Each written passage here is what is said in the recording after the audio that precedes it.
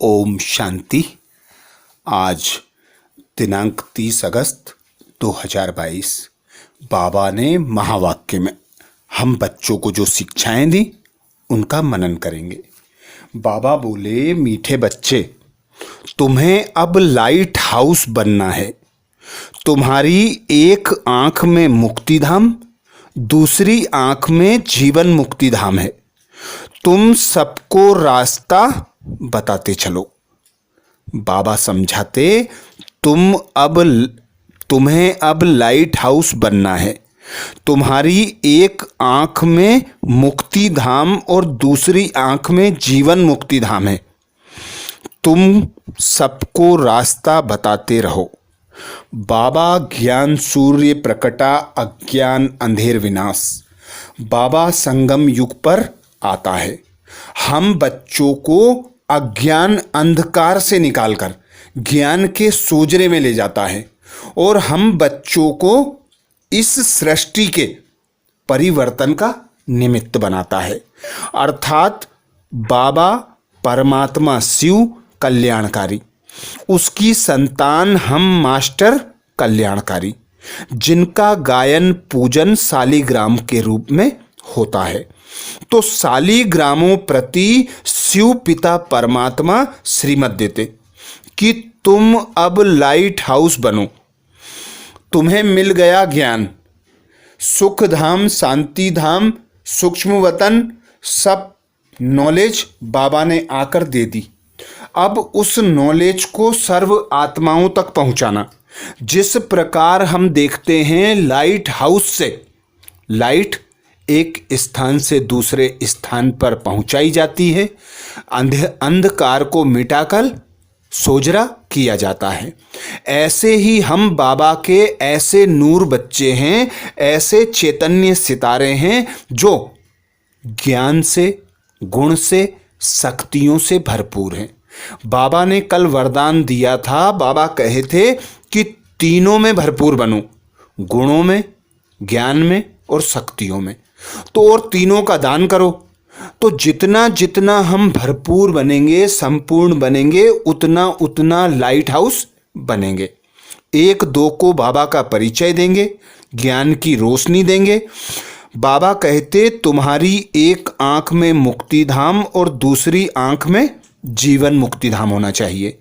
तो जितना हम स्वदर्शन चक्र चलाएंगे, एक बाबा को याद करेंगे, सुख धाम को याद करेंगे, तो बाबा कहते तुम बैठे बैठे याद करोगे, मनन चिंतन में रहोगे और तुम्हारे द्वारा अन्य आत्माओं को साक्षात्कार हो जाएगा।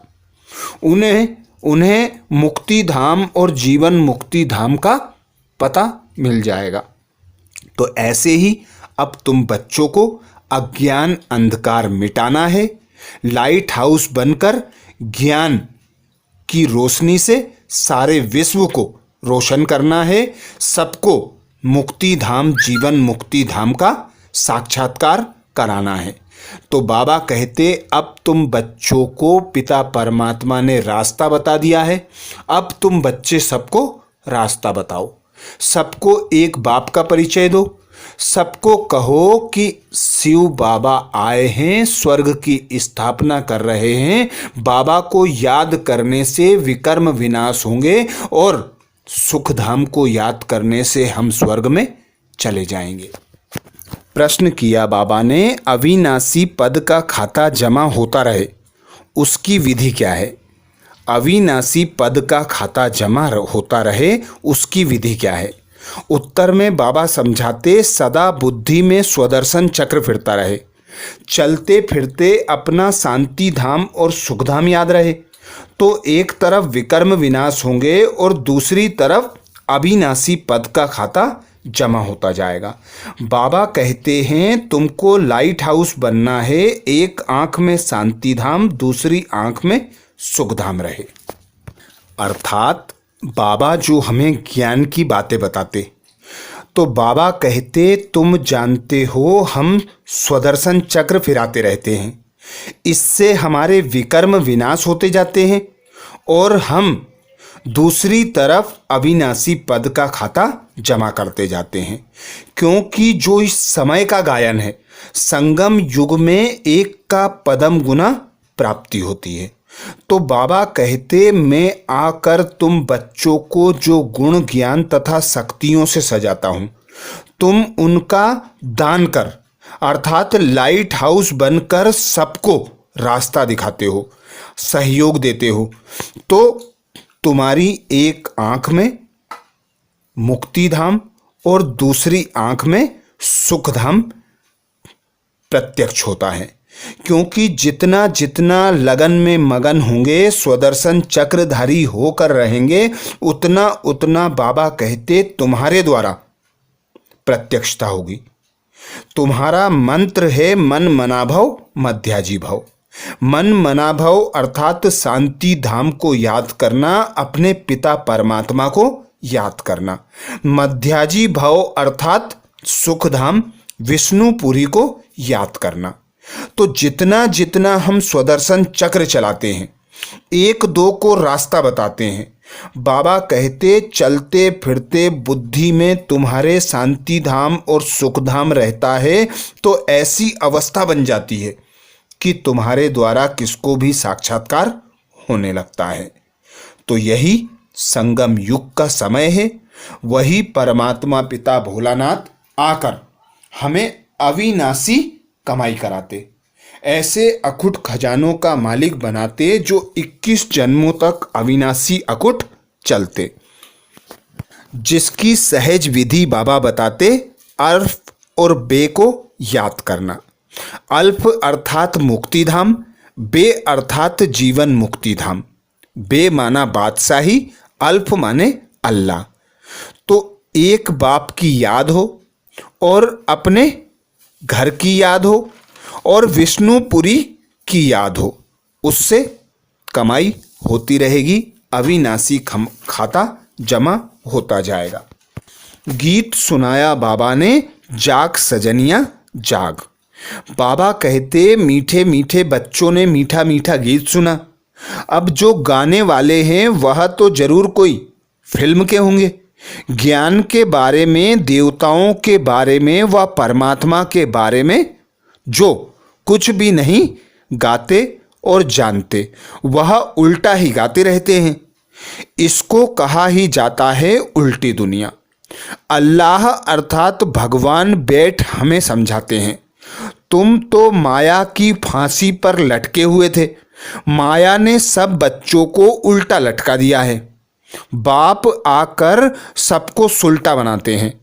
गीत कितना अच्छा है, यह कौन कहते हैं, जाग सजनिया जाग, अब सुख के दिन आए के आए। तो बाबा आकर हम बच्चों को जगाते और धीरज दिलाते कि जागो, अब नया युग आया के आया। नए युग के देवताओं की बादशाही स्थापन हो रही है। तुम बच्चों को मन मनाभव मध्याजी भव होकर नर से नारायण और नारी से लक्ष्मी बनने का पुरुषार्थ करना है। बाबा कहते अभी तुम बच्चे जानी जाननहार बन गए हो।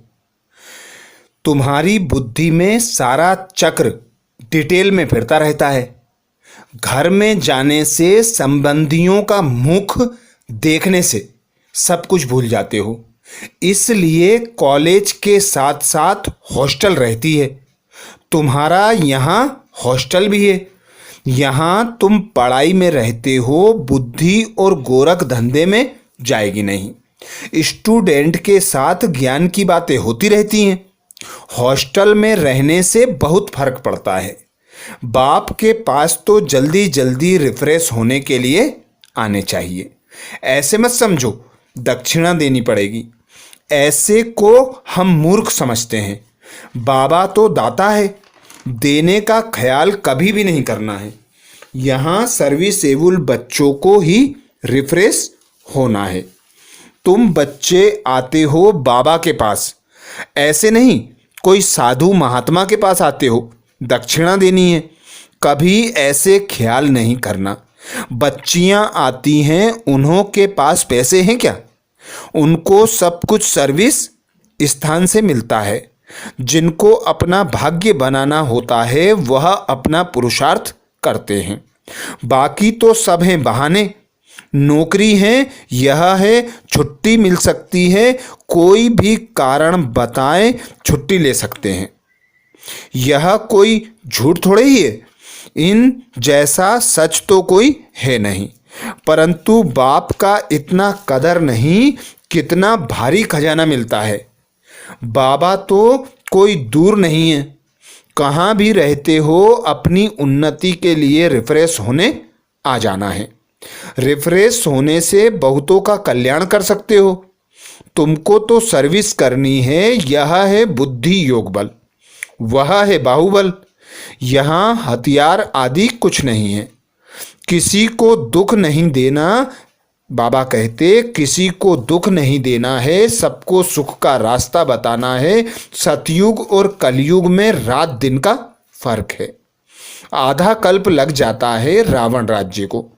तुम बच्चे सुखधाम की स्थापना करने वाले हो, कभी कोई कड़वा शब्द नहीं बोलना है। सुना ना सुना कर देना चाहिए। सुनते हैं तो बोलने भी लग पड़ते हैं। क्रोध का अंश भी बहुत नुकसान कर देता है। किसको क्रोध करना, यह भी दुख देना है। बाप कहते हैं दुख देंगे तो दुखी होकर मरेंगे, बहुत सजाएं खानी पड़ेंगी। आज बाबा ने हम बच्चों को वरदान दिया। वरदान में बाबा कहते परवश आत्माओं को रहम के शीतल जल द्वारा वरदान देने वाले वरदानी मूर्त भाव। परवश आत्माओं को रहम के शीतल जल द्वारा वरदान देने वाले वरदानी मूर्त भव। हम देखते हैं जिस प्रकार हमारा पिता परमात्मा निराकार हम बच्चों की ग्लानियों को, हम बच्चों के अपकारों को भुलाकर हम पर उपकार करता है, हमारा कल्याण करने आते हैं। हम कंगाल अनाथ बन जाते हैं, हमें अपनी संतान बनाकर, सनाथ बनाकर स्वर्ग की बादशाही का मालिक बनाते हैं और बनने की युक्ति भी बताते। ऐसे ही बाबा कहते तुम बच्चे वरदानी मूर्त बनो, तुम दाता पिता की संतानें हो। हर आत्मा के प्रति शुभ भावना शुभ कामना रखो। सर्व आत्माओं के प्रति समान दृष्टि वृत्ति और कृति हो, सबका कल्याण समाया हुआ हो। तो ऐसे बच्चे ही बाबा कहते वरदानी मूर्त बन सकते हैं। तो सब पर रहम करना है, क्योंकि हम रहमदिल बाप की मास्टर रहमदिल संतानें हैं। तो बाबा कहते यदि कोई क्रोध अग्नि में जलता हुआ आपके सामने आए तो उसे परवश समझ अपने रहम के शीतल जल द्वारा वरदान दो। तेल के छींटे नहीं डालो। अगर किसी के प्रति क्रोध की भावना भी रखी तो तेल के छींटे डाले। इसलिए वरदानी मूर्त बन सहनशीलता की शक्ति का वरदान दो।